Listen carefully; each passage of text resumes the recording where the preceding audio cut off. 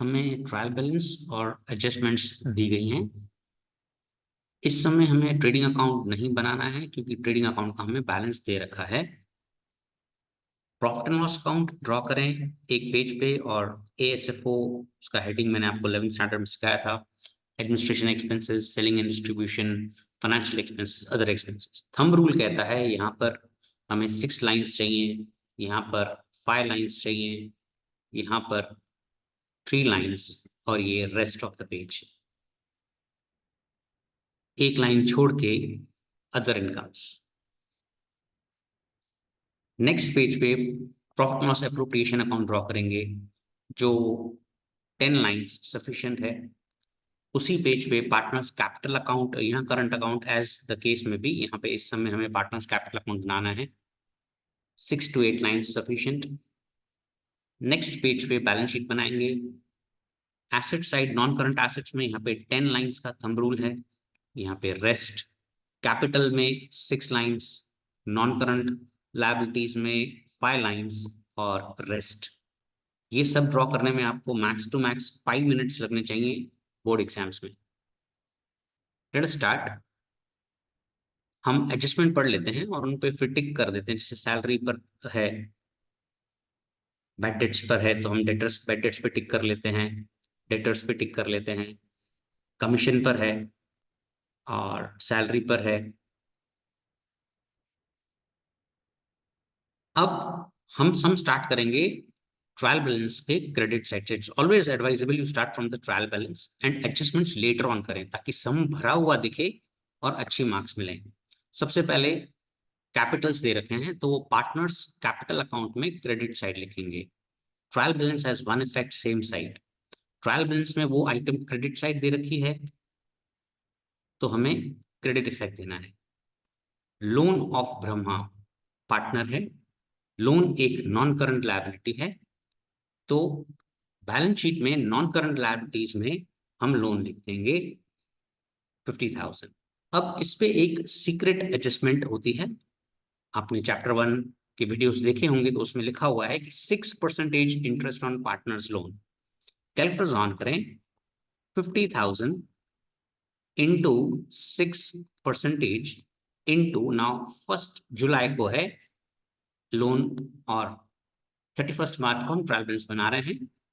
9 months का होगा, 9/12। करिए कितना आ रहा है, देखो कैलकुलेशंस करें। Right, you will get 2250। अब ये आउटस्टैंडिंग है तो करंट लायबिलिटी में लिख दिया। Adjustments have two effects, one debit one credit. This is credit, another should be debit. ये एक फाइनेंशियल एक्सपेंसेस है तो फाइनेंशियल एक्सपेंसेस में आप लिखेंगे इंटरेस्ट ऑन ब्रह्मा लोन 2250। मान लीजिए इधर interest on Brahma loan already होता, सपोज 1250 होता तो रिमेनिंग आउटस्टैंडिंग होता। वो आप 11th स्टैंडर्ड में कर चुके हैं। 12th स्टैंडर्ड में जो आप न्यू चीज सीख रहे हैं वो profit and loss appropriation account सीख रहे हैं और पार्टनर्स कैपिटल अकाउंट सीख रहे हैं। रेस्ट ऑल 11th स्टैंडर्ड का एक्सटेंडेड वर्जन है ये। Next is discount received. Discount received is income, other incomes में आएगा। Bye discount received 400। Next, creditors is a current liability।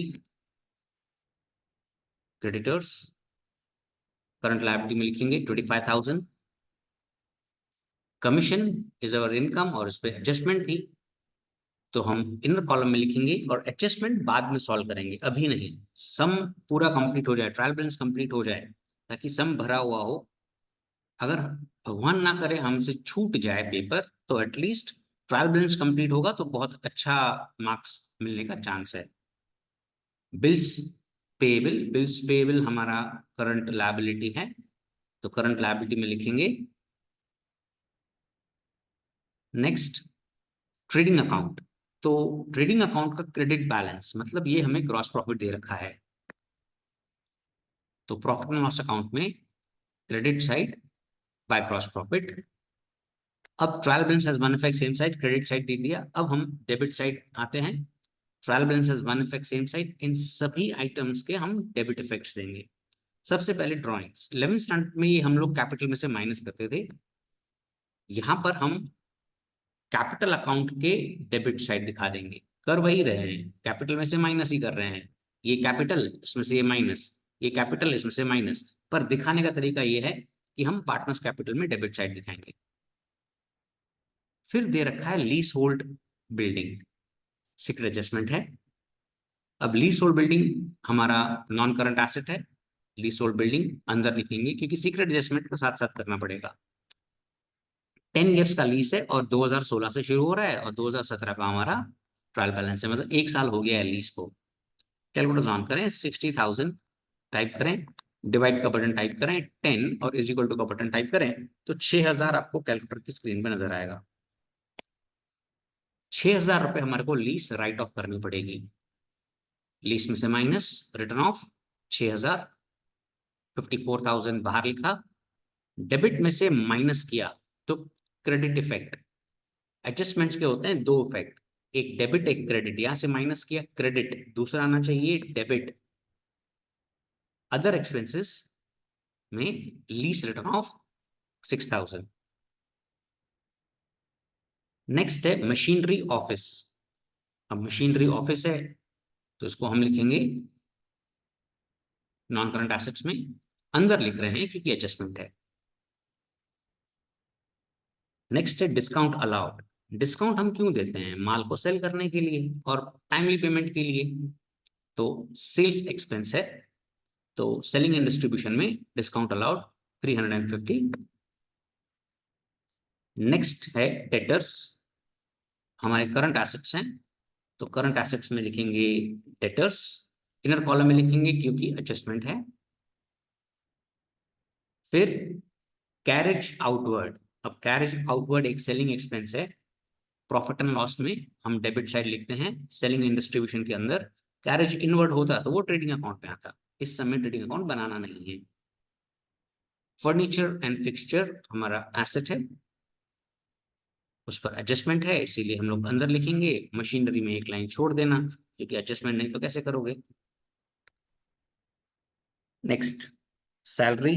अब सैलरी पर एडजस्टमेंट है, आउटस्टैंडिंग सैलरी तो बाद में करने का। अल्फाली प्रॉफिट एंड लॉस में एडमिनिस्ट्रेशन एक्सपेंसेस में लिख लो टू सैलरी इनर कॉलम में। नेक्स्ट बैड डेट्स, तो ये फॉर्मेट होता था to bad debts old plus bad debts new plus BDR new minus BDR old. तो उसमें बैड डेट्स ओल्ड है तो वो अपन ओल्ड लिख लिया। जैसे चैप्टर प्रोग्रेस होगा तो पूरा हम फॉर्मूला लिख लेंगे, इसमें बाकी सारी चीजें बहुत सारी नहीं है तो हमने सिर्फ बैड डेट्स लिखा है। अब बिल्स रिसीवेबल हमारा एसेट है, करंट एसेट। डेटर्स में ऑलवेज 4-5 लाइन छोड़ देने की, ये एक बेसिक सम है तो वांदा नहीं है। नेक्स्ट फिर बिल्स रिसीवेबल, बिल्स रिसीवेबल लिख लिया हमने। अब नेक्स्ट है ट्रेडिंग एक्सपेंसेस। अब trading expenses profit and loss में आते हैं, सेलिंग एक्सपेंसेस हैं। इसको आप एडमिनिस्ट्रेशन में भी लिख सकते हैं, कोई दिक्कत नहीं है, बट जनरली सेलिंग एक्सपेंसेस होते हैं। कैश बैलेंस हमारा करंट एसेट है, करंट एसेट्स में लिखा। फिर स्टॉक, अब डेट देखें, क्लोजिंग स्टॉक है। ट्रायल बैलेंसेस 1 सेम साइड, तो ये करंट एसेट्स में क्लोजिंग स्टॉक आ जाएगा 73,000। अब हमने ट्रायल बैलेंस कंप्लीट कर लिया, अब हम एडजस्टमेंट्स पे आते हैं। 6% डिप्रिसिएशन ऑन मशीनरी। अब एडजस्टमेंट्स के दो इफेक्ट्स देंगे, एक डेबिट एक क्रेडिट। मशीनरी का डिप्रिसिएशन माइनस होगा। 6% कैलकुलेट करो 50,000 पे तो 3,000 आता है, 47,000 बाहर। अब माइनस किया है, डेबिट में से माइनस किया है, एसेट साइड डेबिट साइड को रिप्रेजेंट करता है। डेबिट में से माइनस तो उसको कहते हैं क्रेडिट इफेक्ट। दूसरा आना चाहिए debit effect. Profit and loss में डिप्रिसिएशन ऑन मशीन 3,000। नेक्स्ट है 20% depreciation on furniture and fixture. तो फर्नीचर एंड फिक्सचर 5,000 दे रखा है, डिप्रिसिएशन 20%, 1,000 बाहर लिखेंगे 4,000 माइनस किया क्रेडिट इफेक्ट। दूसरा आना चाहिए debit effect to depreciation on furniture 1000। फिर write off 500 from debtors as bad debts, तो ये बैड डेट्स न्यू है, डेटर्स में से माइनस, राइट, बाहर लिखा, डेटर में से माइनस किया, क्रेडिट इफेक्ट दूसरा आना चाहिए, debit effect, bad debts old plus bad debts new याद है, 11th स्टैंडर्ड 1700 बाहर लिखेंगे। Next, annual salary of 5000 and 4000 is payable to Brahma and Vishnu respectively। अब पार्टनर की सैलरी है, पार्टनर की सैलरी प्रॉफिट एंड लॉस में नहीं आएगी, प्रॉफिट एंड लॉस अप्रोप्रिएशन में आएगी, डेबिट साइड। ये डिस्ट्रीब्यूशन ऑफ प्रॉफिट है, प्रॉफिट लॉस अप्रोप्रिएशन बनता है पार्टनर से रिलेटेड ट्रांजैक्शंस को रिकॉर्ड करने के लिए, पार्टनर की salary, interest on capital, interest on drawings, partners commission, वो सब पी अप्रोप्रिएशन में आता है। बिजनेस के लिए एक्सपेंस है, इसीलिए वो डेबिट साइड आ रहा है। 5000 एंड 4000, हर वो एडजस्टमेंट जो पी अप्रोप्रिएशन में डेबिट साइड, हर वो एडजस्टमेंट जो पी अप्रोप्रिएशन में debit side, partners capital account में क्रेडिट साइड। एडजस्टमेंट्स के दो इफेक्ट्स देने हैं, तो याद रहे हर वो एडजस्टमेंट जो एक इधर इफेक्ट आएगा, डेफिनेटली दूसरा इफेक्ट इधर ही आएगा, confirm. Next, commission of 500 is receivable. अब कमीशन रिसीवेबल है, आउटस्टैंडिंग है, क्या करते हैं, प्लस, बिल्कुल सही सोचा, 3000, this is credit effect, another should be debit effect. अब बच्चे बड़े भोले होते हैं ना सर, कभी करंट एसेट में लिखे कि लायबिलिटी में लिखे, पता नहीं चलता है। अरे यार टेंशन नहीं लेने का, इधर क्रेडिट आ गया तो दूसरा डेबिट आना चाहिए। अब डेबिट बैलेंस शीट में एसेट साइड कोई बोला जाता है ना यार, ये डेबिट साइड होता है, तो कंफ्यूजन होना ही नहीं चाहिए, है ना। Next, salary outstanding 500, 300, 3000। अब सैलरी आउटस्टैंडिंग है तो प्लस कर देंगे। अब ध्यान देना, यहाँ पे आपने डेबिट साइड प्लस किया है तो उसको कहते हैं डेबिट इफेक्ट। दूसरा आना चाहिए क्रेडिट इफेक्ट, ये कंफर्म है। अब क्रेडिट इफेक्ट आना चाहिए बैलेंस शीट में, बैलेंस शीट में क्रेडिट साइड को रिप्रेजेंट करता है लायबिलिटी, तो यहाँ लिखना है, कोई दिक्कत ही नहीं होनी चाहिए, राइट। अब जिस ऑर्डर में हमने सम स्टार्ट किया था उस ऑर्डर में हम सम बंद करेंगे। Profit and loss account total करेंगे, goes this side, difference is net profit, profit and loss appropriation में जाएगा, प्रॉफिट एंड लॉस अप्रोप्रिएशन में बाय नेट प्रॉफिट टोटल करेंगे, इधर जाएगा डिफरेंस इज डिविजिबल प्रॉफिट। 68,750 में से 9,000 माइनस होगा, 59,750।